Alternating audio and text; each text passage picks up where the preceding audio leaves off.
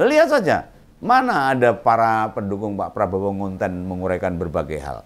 Atau rencana-rencana capres terpilih. Nggak ada sama sekali tuh. Hal itu membuktikan para pendukungnya yo bingung.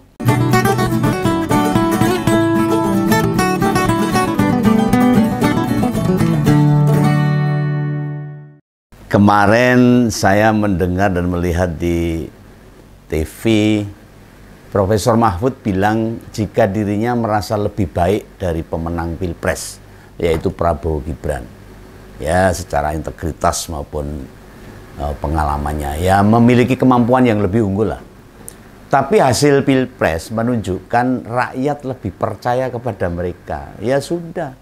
Dan yang penting, apapun kritik terhadap penyelenggara pemilu, semua sudah berlalu. Bagi Profesor Mahfud, semua sudah selesai. Ya, makanya kita harus move on. Masa mau marah-marah terus, kata Profesor Mahfud itu.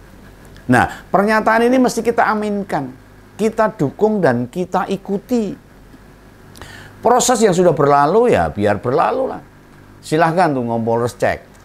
Usai kemenangan Prabowo Gibran, Begawan sudah tidak mau ungkit-ungkit tentang apa yang sudah lewat. Ya sudah berlalu lah. Tapi malah pada nyerang Begawan. Katanya Begawan lemah lah, nggak melawan lah, takut lah dan sebagainya. Nggak ada yang model begitu bagi Begawan. Hidup ini mesti realistis. Kalah ya sudah, memang harus ada yang menang. Kalau menang semua, tidak mungkin. Justru dengan kekalahan itu, kita ini para pemilih Ganjar dan Profesor Mahfud, iso los dolok tanpa beban buat nyoroti berbagai kebijakan pemerintah nanti. Baik sisa pemerintahnya Pak Jokowi yang sekarang lagi amburadul, maupun pemerintah masa depan. Dan penting mengingat yang disampaikan Profesor Mahfud, kita nggak boleh marah-marah terus, nggak boleh emosi terus. Ya faktanya memang rakyat kita belum bisa memilih dengan baik itu seperti apa, yang APPY belum tahu. Sebagian dari kita bilang, faktor bansos dan BL itu membuat rakyat jadi terpengaruh. Ya itu memang faktanya seperti itulah. Kalau kita mau ke lapangan ya faktanya seperti itu. Kita mesti jujur. Pilpres kemarin memberi pembelajaran besar pada kita. Sehingga mestinya pada saat pilkada besok, bulan November, kita harusnya nggak salah pilih. Nah, meskipun Begawan sanksi ini, agak ragu-ragu. Mayoritas kita iso memilih dengan baik atau tidak. Lalu sekelas Profesor Mahfud aja loh, bisa nggak dipilih loh, mau siapa lagi yang diinginkan? Track record beliau itu semua tahu lah. Dedikasinya, komitmennya, integritasnya tidak usah dipertanyakan. Ya sekarang lihat saja. Begitu Profesor Mahfud tidak di pemerintahan, gimana kondisi pemerintah? Penegakan hukum kan tersiok-siok kan. Amburadul yang sangat memprihatinkan. Kalau malah dikatakan itu tragis. Penanganan hukum yang tragis saat ini di Indonesia. Ya berbagai kasus hukum tentang perenang nggak karuan. Karuan. Yang terbaru ini, vonis dilepaskannya Peggy, membuat kita semua terhenyak. Masa polisi bisa salah tangkap? Kan ya lucu. Bukankah dilihat dari survei, tingkat kepuasan lembaga negara tertinggi itu di kepolisian. Jika pada lembaga yang tingkat kepuasannya tinggi saja, masih ditemukan keteledoran. Gimana dengan institusi-institusi negara yang tingkat kepuasannya rendah? Ya kan pasti memprihatinkan. Nah, Profesor Mahfud juga menegaskannya. Beliau tidak merasa rugi meninggalkan kabinetnya Pak Jokowi. Malah merasa terhormat. Justru kita sebagai rakyat rugi loh. Saya termasuk Begawan rugi.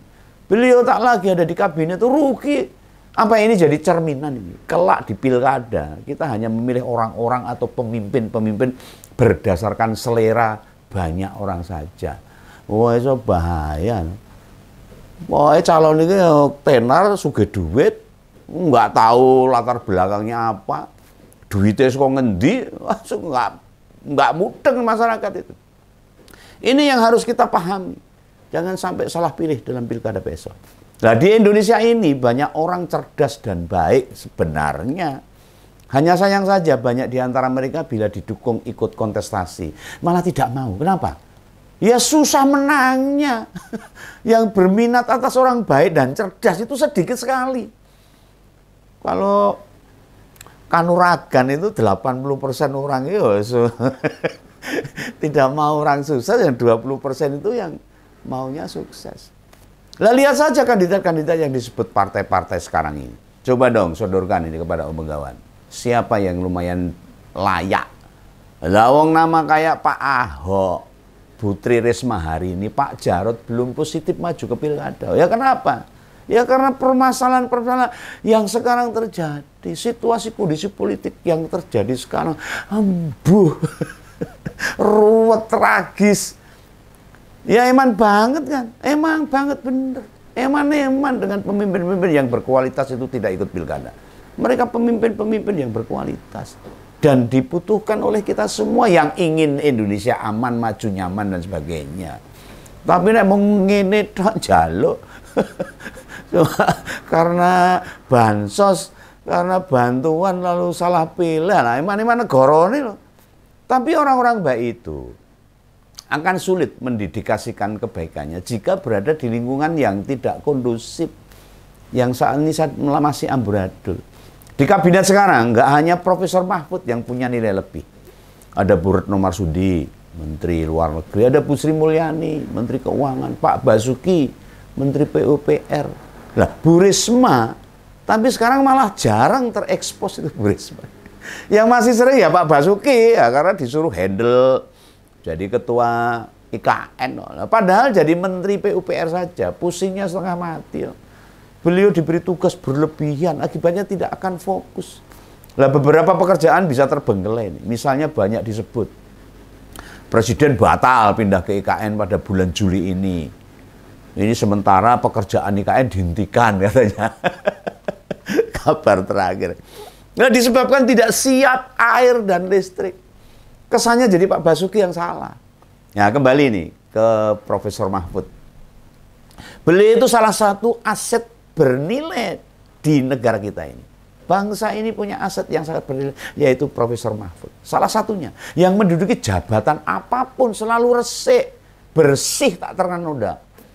Pernah jadi eksekutif, legislatif, dan yudikatif pernah. Ketua MK. Antara apa yang beliau sampaikan dengan yang beliau lakukan itu cocok. Mulut, hati, dan perlakuannya pas. Match. Bukan yang kayak sekarang. Ngomongnya A, kejadiannya B, akhirnya C. Gitu loh. Kebohongan-kebohongan tok yang disampaikan. Ya, misalnya ini. Pak Profesor Mahfud ini. Beliau nolak nepotisme. Ini Om Begawan. Sampai sekarang nggak tahu nama anak Profesor Mahfud itu. Mana ada yang karena pengaruh bapaknya? Nggak ada. Ya bukan, medsos saja sih. Tapi artinya anak-anaknya tidak memanfaatkan jabatan bapaknya, itu namanya. Kemudian tentang hidup biasa saja. Kan kita tidak pernah tuh nonton Pak Profesor Mahfud kelihatan glamor. Biasa aja. Tiap jedul ya memakai kostum kayak kita-kita ini. Padahal jabatannya sampai di mana-mana loh. Iya, bicaranya juga didengar orang. Ya inilah politik. Orang yang punya sikap jelas, kadang-kadang memang jadi mainan bagi orang-orang lain. Ya mayoritas kita masih mudah ikut-ikutan, rubuh-rubuh gediang. Mana yang rame itu yang didukung. Ya meskipun Begawan yakin nih pendukung Prabowo Gibran saat ini berkurang banyak karena tahu kondisi permasalahan sekarang. Mereka tidak sedikit yang menyesal kok. Merasa bersalah sebab keliru memilih. Ya kesimpulan itu didapat dari ketika kita mengkritik Pak Prabowo, Pak Jokowi atau Gibran. Yang kontra argumen kita itu dikit. Bandingkan usai Pilpres 2014 dan 2019. Wah, yang kalah itu jauh. Jumlah mereka tidak ada apa-apanya. Itu baru di komentar loh. Lihat saja. Mana ada para pendukung Pak Prabowo ngonten menguraikan berbagai hal. Atau rencana-rencana capres terpilih. Nggak ada sama sekali tuh. Hal itu membuktikan para pendukungnya yo bingung. Ini orang yang mereka pilih ini gimana sih? Kok nggak ada rencana atau progres yang jelas. Tapi itulah politik. Politik di Indonesia. Kadang kita mesti menelan jamu pahit demi kesehatan yang kita, supaya badan kita lebih baik. Ya, mari kita song-song bersama politik Indonesia yang katanya mau menuju Indonesia Emas 2045. Tapi ya nggak tahu nih, Begawan masih juga bingung memikirkan hal itu. Gitu ya, pesan Begawan. Salam Begawan, salam ngobrol. Dadah.